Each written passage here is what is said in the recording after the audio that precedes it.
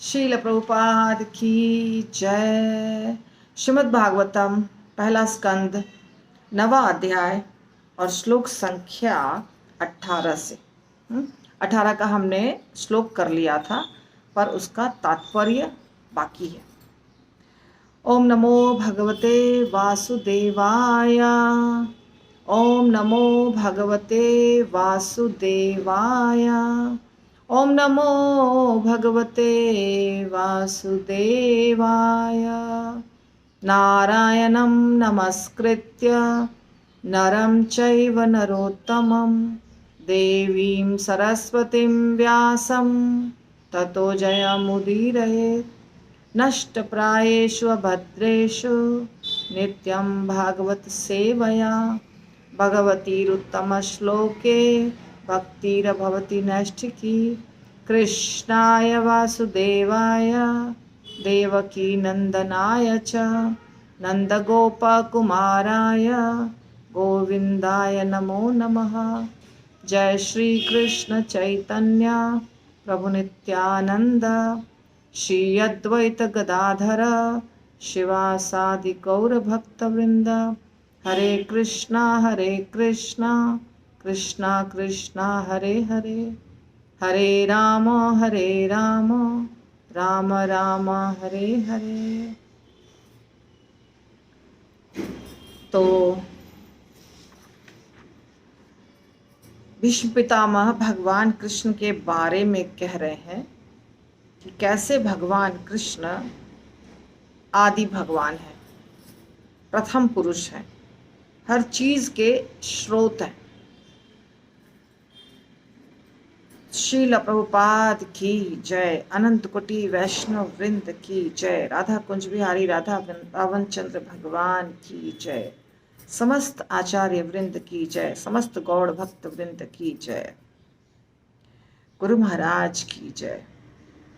तो ये श्री कृष्ण अकल्पनीय आदि भगवान है। ये प्रथम नारायण अर्थात परम भोक्ता है, लेकिन ये राजा वृष्णि के वंशजों में हमारी ही तरह विचरण कर रहे हैं और हमें स्वसृजित शक्ति के द्वारा मोहग्रस्त बना रहे हैं। भीष्म पितामह जानते थे कि कृष्ण परम भगवान है, और भीष्म पितामह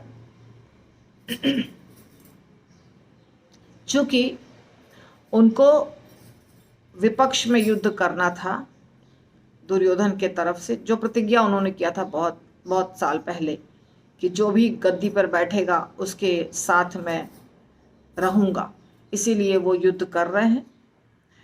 परंतु सत्य वो जानते हैं कि कृष्ण परम भगवान हैं और वो भक्त भी हैं। अभी वो युधिष्ठिर महाराज को यही बात समझा रहे हैं कि तुम्हें, मैंने कल इसके बारे में चर्चा की थी काफी लंबी, कि तुम्हें जो साधारण मनुष्य दिखाई दे रहा है वो साधारण मनुष्य नहीं है, वो परम भगवान है। तो आज हम तात्पर्य को देखेंगे। कल हमने तात्पर्य को नहीं देखा था और तात्पर्य के पहले की चर्चा हुई है। तो प्रभुपाद बताते हैं ज्ञान प्राप्त करने की वैदिक पद्धति निगमन की विधि है।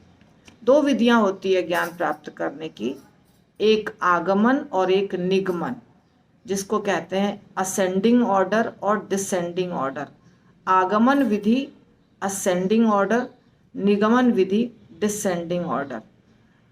तो असेंडिंग ऑर्डर जो होता है, जिसको आगमन विधि कहते हैं, उसमें एक व्यक्ति खुद ज्ञान प्राप्त करने की कोशिश करता है और खुद ज्ञान प्राप्त करके धीरे धीरे धीरे धीरे ज़्यादा और ज़्यादा और ज़्यादा ज्ञान प्राप्त करता है। और उसको फिलोसोफर्स भी कहते हैं, कई बार स्वतंत्र फिलोसोफर्स, मुनि भी कहते हैं उसको। मुनि फिलोसोफर्स हुआ करते थे। परंतु निगमन विधि जो है उसमें ज्ञान ऊपर से नीचे आता है, इसमें ज्ञान नीचे से ऊपर जा रहा है, यानी धीरे धीरे हम हर चीज़ को पहचान रहे हैं, जान रहे हैं, समझ रहे हैं और फिर ज्ञान को बढ़ा रहे हैं, भगवान तक को जानना चाह रहे हैं खुद के प्रयास से। इसमें हम कहीं और से ज्ञान प्राप्त नहीं किए, इसको कहते हैं आगमन विधि।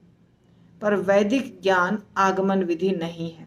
जैसे साइंटिस्ट वगैरह भी होते हैं ना, उनको भी हम कह सकते हैं आगमन, पूर्ण रूप से नहीं कह सकते हैं, क्योंकि उन्होंने भी किसी और से सीखा है, उसके बाद वो थोड़ा प्रैक्टिकल करते हैं, फिर भी कुछ हद तक है आगमन। निगमन विधि जो होती है उसमें क्या होता है कि जो हमारे आचार्य गण बोल चुके हैं हम उसको मान लेते हैं।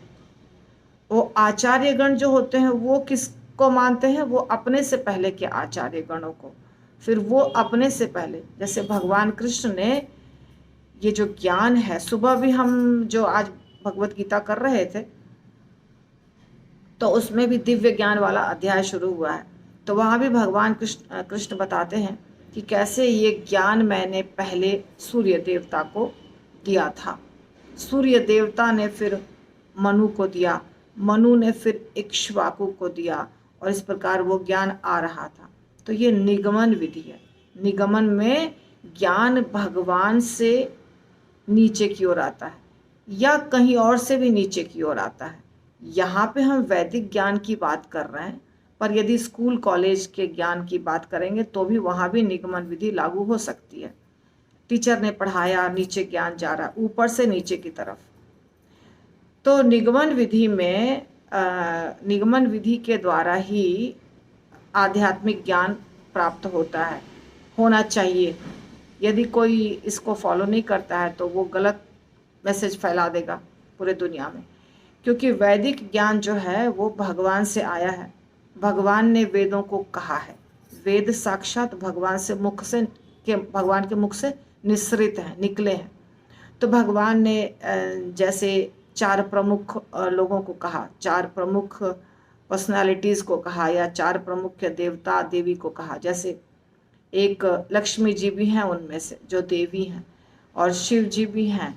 फिर चतुष्कुमार, 4 कुमार जो 5 वर्ष के हमेशा रहते हैं वो भी हैं।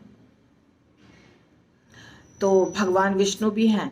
तो भगवान ने ये ज्ञान 4 प्रमुख लोगों को दिया, विष्णु भगवान को, शिव जी को, चतुष्कुमार को और लक्ष्मी जी को। फिर ये चारों ने अपने अपने शिष्य बनाए, अर्थात उनके नीचे कोई शिष्य बना। फिर वो शिष्य फिर किसी और शिष्य को ज्ञान दिया, फिर वो और आगे के शिष्य को। इस प्रकार ज्ञान उतर रहा है, ऊपर से नीचे उतर रहा है। ऊपर से नीचे उतरने को इंग्लिश में डिसेंडिंग ऑर्डर कहते हैं, डिसेंडिंग ऑर्डर। तो डिसेंड का मतलब उतरना, ऊपर से नीचे उतरना। तो वैदिक ज्ञान हमेशा ऊपर से नीचे उतरता है। आजकल आप देखेंगे, मेरे नज़र में आया है, 4-5 दिन पहले या 6 दिन पहले एक हमारे देश की प्रवक्ता, जो प्रवक्ता यानी प्रवक्ता नहीं कह सकते, वक्ता कह सकते हैं, जो प्रवचन देती है और कम उम्र की लड़की है वो, उसने कुछ ऐसी बात बोली है जिसके बारे में बहुत चर्चा चल रही है, टीवी में, वीडियो में, यूट्यूब पे बहुत चर्चा चल रही है। क्योंकि जो प्रसिद्ध व्यक्ति होते हैं, बड़े व्यक्ति होते हैं, जो पॉपुलर हो जाते हैं, वो सबके नज़रों के सामने रहते हैं। तो पॉपुलर होने में ये बहुत बड़ा खतरा है। तो वो पॉपुलर है, तो इसलिए उसकी जब व्यक्ति पॉपुलर होता है तो उसके हर बात को लोग नोटिस करते हैं कि ये क्या बोल रहा है, क्या खा रहा है, क्या पी रहा है, क्या कर रहा है। तो उसके बातों को भी लोगों ने पकड़ के बहुत उछाला है, और वो गलत नहीं है, वो सही है। मतलब लोग जो हैं वो सब सही बोल रहे हैं। तो वो जो माता जी हैं जिन्होंने ऐसा कुछ गलत बोला है, तो जो माता जी लोगों का होता है मासिक धर्म, उसके बारे में गलत कुछ बोला है। तो क्यों उसको गलत साबित किया जा रहा है, और क्यों आराम से सब लोग उसके ऊपर लांछन लगा रहे हैं या कमेंट कर रहे हैं। लांछन भी नहीं बोल सकते हैं, लांछन तो लगाया जाता है जब हम शुद्ध सही व्यक्ति को गलत बोलते हैं। वो जो वचन है उस माता जी के, वो सही नहीं है, क्योंकि उन्होंने सारे लोग उसके पीछे क्यों पड़े हुए हैं, क्योंकि उन्होंने जो बोला वो शास्त्रों में लिखा नहीं है। ठीक है, तो जब हम प्रवचन देते हैं, जब हम कोई भी बात करते हैं, तो मैं ये बोल सकती हूँ, आराम से बोल सकती हूँ कि हमारे गुरु महाराज ने ये बोला है। अगर हमारे गुरु महाराज ने कुछ बोला है तो वो हमको पूर्ण अधिकार है बोलने का। उस पर कोई उंगली अगर उठाता है तो हम बोलेंगे हमारे गुरु ने बोला है, खत्म बात। और हम अगर बोलते हैं प्रभुपाद ने बोला है तो भी कोई उंगली नहीं उठा सकता है। अगर उठाएगा तो पूरे इस्कॉन पे लग जाएगा, मेरे ऊपर नहीं लगेगा, क्योंकि प्रभुपाद ने ये बात बोला है। इसी प्रकार श्रील प्रभुपाद बोलते हैं कि रूप गोस्वामी ने कहा है, या सनातन गोस्वामी ने कहा है, श्रील विश्वनाथ चक्रवर्ती ठाकुर ने कहा है, श्रीधर स्वामी ने ये कहा है, तो प्रभुपाद को कोई कुछ नहीं बोल सकता है। श्रीधर स्वामी के बुक में लिखा है, विश्वनाथ चक्रवर्ती ठाकुर के बुक में लिखा है, तो प्रभुपाद सुरक्षित है, क्योंकि वो परंपरा के आचार्य हैं। तो परंपरा के आचार्य अगर कुछ बोलते हैं और हम उसको रिपीट करते हैं तो हम सुरक्षित हैं, हमारे ऊपर उंगली नहीं उठेगी। अब परंपरा के आचार्य क्या बोलते हैं? परंपरा के जितने भी आचार्य गण हैं वो अपने पीछे के आचार्यों की बात को बोलते हैं, कोई मूर्ख नहीं है। अगर श्रील विश्वनाथ चक्रवर्ती ठाकुर कुछ बोलते हैं, श्रील रूप गोस्वामी कुछ बोलते हैं, श्रील सनातन गोस्वामी कुछ बोलते हैं, तो या तो साक्षात भगवान ने उनको दर्शन दिया है, या तो उनके पहले के जो आचार्य हैं उन्होंने बोला है, चैतन्य महाप्रभु ने बोला है, ऐसा कोई बोलते हैं, उसको रिपीट किया जाता है। कहने का अर्थ क्या हुआ? हम एक भी लाइन, एक भी शब्द मनमाने ढंग से नहीं बोल सकते हैं। अगर हमने ये बोला तो हमको व्यास आसन पर बैठने का अधिकार नहीं है, हमको परंपरा का भक्त कहलाने का अधिकार नहीं है। परंपरा का मतलब होता है कि आपको परंपरा में जो ज्ञान दिया जा रहा है वही ज्ञान देना है आगे, बस। उसको समझाने के लिए थोड़ा बहुत उदाहरण हम दे सकते हैं, नहीं तो हमारे बात का वैल्यू है ज़ीरो। हम अगर बोलते कि मेरा ये अनुभव है, ये मैं बोल रही हूँ, मैं कौन हूँ बोलने वाली? कुछ भी नहीं। लेकिन अगर मैं कहती हूँ भगवत गीता में भगवान कृष्ण ने ये बोला है, रामायण में भगवान राम ने ये बोला है ना, या किसी ने भी बोला है। रामायण में अगर रावण भी कुछ बोलता है उसको भी बोल सकते हैं, रावण ने ये बोला तब रामचंद्र जी ने ये बोला। खोल के देख लेगा कोई व्यक्ति रामायण, वाल्मीकि रामायण का है, रामचरितमानस का है, आपको कोई कुछ नहीं बोलेगा, क्योंकि वो बोनाफाइड बुक है। तो ये है वैदिक ज्ञान को जानने की विधि। हमको हमेशा रेफरेंस देना होगा शास्त्रों का। बिना शास्त्रों के रेफरेंस के हम अगर कुछ भी बोलते हैं तो हम नहीं बोल सकते, हम नहीं बोल सकते, हमको अधिकार नहीं है बोलने का। सनातन धर्म के नाम पर हम कुछ भी नहीं बोल सकते हैं। बिना धर्म को लिए हुए आपको जो मर्जी है बोलना चलेगा, लेकिन तिलक लगा के, कंठी पहन के, परंपरा में दीक्षा लेकर के आप कुछ भी बकवास नहीं कर सकते। ये नहीं चलेगा, बिल्कुल नहीं चलता है। ये है एक्चुअल चीज़। इसलिए यहाँ पे श्रील प्रभुपाद कह रहे हैं कि निगमन विधि से ही वैदिक ज्ञान प्राप्त किया जाता है। वैदिक ज्ञान पूर्णतया अधिकारियों से शिष्य परंपरा के द्वारा प्राप्त किया जाता है। ऐसा ज्ञान कभी मतांध नहीं होता है। हाँ, और जैसे कि प्रभुपाद उदाहरण दे रहे हैं, जैसे कि पिता की पहचान को पुष्ट करने के लिए कौन बताएगा मेरे पिता कौन है? ये कौन बताएगा? सिर्फ माता को पता है कि मेरे पिता कौन है, दूसरे को पता नहीं है। माता ही जानती है, एकमात्र व्यक्ति है माता जो जानती है कि मेरे पिता कौन है। तो आपको अगर जानना है अपने पिता के बारे में तो आपको माता से पूछना पड़ेगा कि मेरे पिता कौन है, और जो माता बोलेंगी वो सत्य होगा। इसी प्रकार वेदों को भी माता कहा जाता है। वेद जो है ना, उनको माता कहा जाता है। तो वेद जो बोलते हैं वो सत्य होता है, उसको आप काट नहीं सकते। यदि आप धार्मिक ही नहीं हैं, यदि आप सनातन ही नहीं हैं तो बात अलग है। लेकिन अगर आप भक्त हैं, आप तिलक कंठी धारण किए हुए हैं और आप भगवत गीता पे प्रवचन दे रहे हैं तो आप कुछ भी नहीं बोल सकते हैं। ये संभव नहीं है। फिर आपको लोग उठा के फेंक देंगे, क्योंकि व्यास आसन पे सब लोग नहीं बैठ सकते हैं। व्यास आसन पे वही बैठेगा जो व्यास जी के वचनों को दोहराएगा। और व्यास जी के वचन क्या है? व्यास जी के वचन है जो भगवान ने कहा है वही। तो यही तरीका है। वह ऐसे गुह्य ज्ञान की अधिकारिणी होती है, अतः प्रमाण रूढ़ी मूलक नहीं होता है। भगवत गीता के चतुर्थ अध्याय में इस सत्य की पुष्टि की गई है। जो हमने शुरू किया ना, आज चतुर्थ अध्याय ही शुरू किया है भगवत गीता में, तो उसमें भी बोलते हैं भगवान, जैसे पहला श्लोक आज हमने किया, इमं विवस्वते योगम, श्लोक किया भी नहीं है, स्टार्ट किया, उसका परपोर्ट नहीं खत्म हुआ है।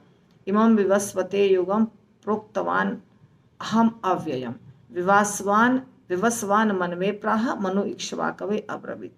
ये ज्ञान मैंने पहले सूर्य देवता को दिया जिसका नाम विवासवान है। विवासवान ने मनु को दिया जो उनके पुत्र हैं, वैवस्वत मनु शातदेव, और उन्होंने इक्ष्वाकु राजा इक्ष्वाकु को दिया। फिर दूसरे श्लोक में भगवान बताते हैं एवं परंपरा प्राप्तम इमं राजर्षयो विदुः स कालेन इह महता योगो नष्ट परंतप।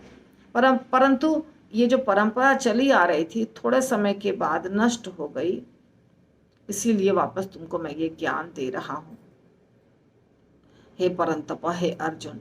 तो परंपरा से ज्ञान जो आ रहा है वो कभी कभी नष्ट हो जाता है, खराब हो जाता है, उस ज्ञान में कुछ मिक्स हो जाता है या परंपरा टूट जाती है, तो भगवान को फिर से अर्जुन को ज्ञान देना पड़ा।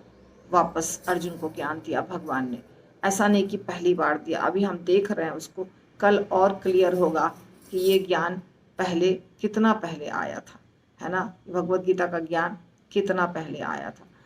तो ज्ञान प्राप्त किया जाता है हमेशा गुरु के द्वारा, और वो गुरु कौन होने चाहिए? परंपरा के। अगर हम कहते हैं कि भगवत गीता हम खुद पढ़ लेंगे, हम संस्कृत के स्कॉलर हैं, हम संस्कृत में एमए किए हैं, हम बनारस हिंदू यूनिवर्सिटी से बहुत बड़ी डिग्री लेकर आए हैं, तो हम पढ़ा देंगे भगवत गीता। पढ़ा दीजिएगा, पढ़ भी लीजिएगा, आपके फॉलोअर भी बहुत बन जाएंगे, परंतु वो पूर्ण रूप से गलत होगा। हमेशा आध्यात्मिक ज्ञान, दिव्य ज्ञान परंपरा से ही प्राप्त किया जाता है, तभी वो सही ज्ञान आएगा। नहीं तो लगेगा आपको कि मैं सही बोल रहा हूं, पर वो होगा नहीं सही। बिल्कुल 100% ये सत्य है कि मनमाने ढंग से अगर हम व्याख्या करेंगे, भगवान भी प्रसन्न नहीं होंगे, प्रसन्न तो छोड़ो, नाराज हो जाएंगे। और ज्ञान जो हम देंगे वो तो पूरा कूड़ा करकट होगा, वो ज्ञान हो ही नहीं सकता है सही, बिल्कुल नहीं सही होगा ज्ञान। सही ज्ञान हमें सिर्फ गुरु के माध्यम से प्राप्त होता है, और वो गुरु कैसे होने चाहिए? परंपरागत गुरु होने चाहिए, दूसरा किसी गुरु का चलेगा नहीं, पूर्ण रूप से गलत ज्ञान हो जाएगा। अब यहाँ पे आगे बताते हैं प्रभुपाद कि विद्या की सम्यक पद्धति से अधिकारी से प्राप्त करने में है। ठीक बात है, इसी को अधिकारी मतलब वही बोनाफाइड टीचर। उदाहरणार्थ इसी पद्धति को विश्वव्यापी सत्य के रूप में स्वीकार किया जाता है, लेकिन व्यर्थ तर्क देने वाला विपरीत बोलता है। ओके, तो यहाँ उदाहरण एक और प्रभुपाद ने दिया है कि आधुनिक यान आकाश में उड़ते हैं, और जब वैज्ञानिक यह कहते हैं कि वे चंद्रमा के दूसरी ओर यात्रा करते हैं, तो मतलब लोग वैज्ञानिक को सत्य मानते हैं कि वैज्ञानिक, सही बात है। लोग बोलते हैं कि आजकल साइंस का ज़माना है, तुम कहाँ फंसे हुए हो, कौन सी बात कर रहे हो, वो सब थोड़ी चलता है। क्या करता है साइंस क्या पता लगाता है? साइंस वो चीज़ को समझिए इस बात को, आपके भी घर में ऐसे बच्चे होंगे जो बोलते होंगे ये सब बात। साइंस का मतलब है विज्ञान, और विज्ञान का मतलब है विशेष ज्ञान, किसी चीज़ के बारे में विशेष ज्ञान, उसको कहते हैं विज्ञान। तो विज्ञान क्या चीज़ है? विज्ञान किसी भी सब्जेक्ट को बहुत डीप नॉलेज देता है, उसी को कहते हैं विज्ञान। पर वो किस चीज़ के बारे में बताता है? देखिए, इतना बड़ा मेडिकल साइंस चल रहा है ना, जिसमें एडमिशन के लिए 20-20 घंटे व्यक्ति पढ़ते हैं, स्टूडेंट्स पढ़ते हैं, 20-20 घंटे पढ़ते हैं तो नीट क्लियर करते हैं, पर उसके बाद पढ़ाई क्या करते हैं बताइए? मेडिकल साइंस में क्या पढ़ाई होती है? इस शरीर के बारे में या जानवर के शरीर के बारे में वेटनरी डॉक्टर्स, और साधारण मनुष्य के डॉक्टर MBBS, फिर MS या MD, फिर सुपर स्पेशलाइजेशन, यही सब करते हैं। जैसे पूरे शरीर के बारे में पढ़े, फिर स्पेशल आँख के बारे में पढ़े, फिर आँख में भी स्पेशल रेटिना के बारे में पढ़े, मेरे भाई डॉक्टर है, आंखों का इसलिए बता रही हूँ। या फिर बच्चे का डॉक्टर, बच्चे जन्म होने के लिए गायनेकोलॉजिस्ट बने, या हड्डी का डॉक्टर बने, या ब्रेन का डॉक्टर बने, या स्किन का डॉक्टर बने, मतलब सुपर स्पेशलाइजेशन होता है। अभी आप ध्यान दीजिए, ये शरीर पहले से था, ये शरीर पहले से था। डॉक्टर ने जो डॉक्टर बना उसको सिर्फ इस शरीर के विभिन्न भागों का ज्ञान दिया गया। शरीर कैसे चलता है ये ज्ञान दिया गया, शरीर में क्या क्या होता है ये ज्ञान दिया गया। ये ज्ञान कहाँ से प्राप्त हुआ? किसी मनुष्य ने इस ज्ञान को खोजा। कहाँ से खोजा? ये सारा ज्ञान आयुर्वेद शास्त्र जो है ये है, हमारे वैदिक ग्रंथों में आयुर्वेद शास्त्र भी है।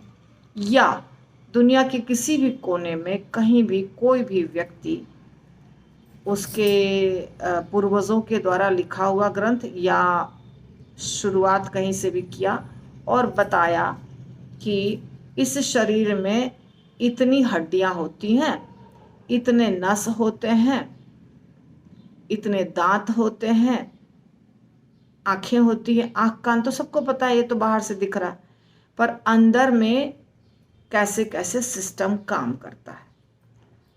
जैसे बच्चे होने के लिए रिप्रोडक्टिव सिस्टम है, खाना पचाने के लिए डाइजेस्टिव सिस्टम है, सांस लेने के लिए रेस्पिरेटरी सिस्टम है ना।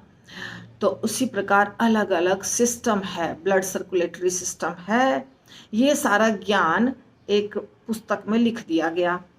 लोगों ने पता किया और पता पता कर करके सब कुछ लिख दिया। पहले थोड़ा पता चला, फिर और पता चला, फिर और पता चला, उसमें रिसर्च हुआ और रिसर्च करते करते करते करते इतनी मोटी इतनी मोटी इतनी मोटी इतनी मोटी बुक्स हो गई, जिसको कहते हैं मेडिकल साइंस, राइट। तो ये मेडिकल साइंस ने क्या किया? जो सिस्टम हमारा है उसका केवल पता लगाया, उसका नामकरण किया। नामकरण, क्योंकि शरीर तो पहले से था ना, शरीर था, शरीर में जितनी नसें हैं वो पहले से थी, जितने रोम छिद्र हैं वो पहले से थे, बाल भी पहले से थे, खून चल रहा था पहले से, किडनी ब्लड को या किडनी खाने को फिल्टर पहले से कर रही थी, हार्ट ब्लड को पंप पहले से कर रहा था। उसको मेडिकल साइंस ने कुछ नहीं किया है। ध्यान दीजिए, दांत भोजन को पहले से चबा रहा था। तो मेडिकल साइंस ने केवल पता लगाया है कि कैसे शरीर काम करता है, और यदि काम करते समय कहीं अवरोध आ जाता है, रुक जाता है, तो उसको कैसे हम ठीक कर सकते हैं। और बहुत सालों तक बहुत ठीक करने के बाद, बहुत दवाइयों को खोजने के बाद, केमिकल्स को खोजने के बाद, फिर लास्ट में अभी मेडिकल साइंस क्या बोल रहा है, या अच्छे अच्छे होशियार लोग हैं वो क्या बोल रहे हैं कि सबसे अच्छी बात है कि एक्सरसाइज करो और सिंपल भोजन लो, शरीर सही चलेगा। तो फिर से आ गए ना वहीं पर, जीरो पर। जो चीज़ शुरू से ही सारे शास्त्र बता रहे हैं आपको, वहीं पहुंच गए। इतने सारे केमिकल्स को जो निकाला, और अब कहते हैं कि आयुर्वेदिक दवाई खाओ ज़्यादा काम करेगा, जड़ी बूटियां खाओ वो ज़्यादा काम करेगा, वो ज़्यादा शरीर के लिए, ये सब नुकसान करता है। तो कहने का मतलब ये हुआ कि साइंस कुछ भी नहीं करता है। जो सिस्टम दुनिया में चल रहा है उसी सिस्टम को खाली खोजता है, खोज करके उसको बुक में लिख देता है। जैसे मैंने एक शरीर के बारे में बताया, वैसे ही साइंस और बहुत सारी चीज़ों के बारे में खोज किया है। जैसे पहले से ही तो ग्रेविटेशनल फोर्स था, है ना। तो ग्रेविटेशनल फोर्स पहले से ही था, परंतु न्यूटन ने उसका नाम रखा, उसको पता चला और उसने उसका नाम रखा, न्यूटन साइंटिस्ट ने। इसी तरह ऊपर में आकाश में बहुत सारे ग्रह नक्षत्र पहले से ही हैं, साइंस उसको पता लगा रहा है कि मंगल ग्रह है, ये चंद्रमा है, तो कितना दूरी पर है, यहाँ कैसे जाया जाए, ये नया खोज रहा है। शास्त्रों में पहले से ही उसका नाम है, और ये बताया गया शास्त्रों में कि आप जा नहीं सकते हैं इस शरीर से चंद्रमा पर, ये बताया गया है शास्त्रों में। तो साइंस को लेकर के मैं इतना क्यों बोली, अभी तो इसके ऊपर बहुत बोला जा सकता है, पर इतना ही मैंने बोला, ज़्यादा नहीं बोला, नहीं तो 2-4 घंटे इसके ऊपर बोला जा सकता है आराम से, बिना रुके हुए। तो साइंस का नाम लेकर जो कहते हैं आजकल साइंस का ज़माना है, कहाँ तुम पीछे पड़े हो। साइंस ने कुछ किया ही नहीं है, कुछ कर ही नहीं सकता है साइंस, कुछ करने की ताकत नहीं है साइंस के पास। जो साइंस कर रहा है, अच्छा क्या किया है साइंस, सिर्फ इतना कार्य किया है साइंस ने, अच्छा कार्य, कि थोड़ा सा फास्ट गाड़ी चल रही है, उससे हम बहुत जल्दी कहीं जा सकते हैं, या हम जैसे ऑपरेशन होता है तो वो अच्छी बात है कि कट गया फट गया उसको फट से सिल सकते हैं, हड्डियों को जोड़ सकते हैं, ये सब अच्छी बात है। तो उसकी अच्छी चीज़ें हमको लेनी चाहिए, साइंस ने जो अच्छा कार्य किया लेनी चाहिए। पर साइंस के चलते अब हम भगवान को भूल जाएं, साइंस के चलते शास्त्रों को भूल जाएं, साइंस के चलते गुरु को भूल जाएं, सबको छोड़ दें कि अब साइंस का ज़माना है। साइंस जो है, साइंटिस्ट जो है, उसको भी बुद्धि भगवान ने ही दी है। वो भी यदि किसी चीज़ की खोज कर पा रहा है तो भगवान की कृपा से ही कर पा रहा है। जिस व्यक्ति को भगवान ने बहुत तेज बुद्धि दी है वो जल्दी से थोड़ा कुछ खोज कर पाता है, किसी भी फील्ड में कुछ कर पाता है। कोई अच्छा नृत्य करता है, कोई अच्छा गीत गाता है, कोई अच्छा किताब लिख सकता है, कोई अच्छा बोल सकता है, कोई कुछ पता लगा सकता है, बस हो गया। ये भगवान की कृपा से हो रहा है। आप किसी भी सूरत में भगवान को नकार नहीं सकते हैं, किसी भी सूरत में शास्त्रों को नकार नहीं सकते हैं। शास्त्र अगर नहीं, अभी देखिए पूरे दुनिया से लोग इंडिया में आते हैं, क्या है वेदास, क्या लिखा है उसमें, क्योंकि ऐसा ग्रंथ कहीं नहीं मिलेगा आपको, इतना डीप नॉलेज वाला। हर जगह है, ग्रंथ हैं, पर इतना ज्ञान नहीं है किसी में भी जितना ज्ञान यहाँ पर है। और यदि इन ग्रंथों को अंग्रेज बर्बाद नहीं किए होते या मुसलमान, तब तो बहुत ज़्यादा ज्ञान था, उन लोगों ने बहुत बर्बाद कर दिया, बहुत इसको बर्बाद करने की कोशिश की। तो ये कलयुग है, ये सब होगा, ये सब होगा। तो ये सब जो चीज़ है ना, चंद्रमा पर जाएंगे वैज्ञानिक कहते हैं, और वैज्ञानिक के बात को लोग मान लेते हैं, फिर वैज्ञानिक के बात को मान करके भगवान को छोड़ देते हैं, तो परिणाम बहुत गलत निकलता है, और निकल भी रहा है, आप देख सकते हैं।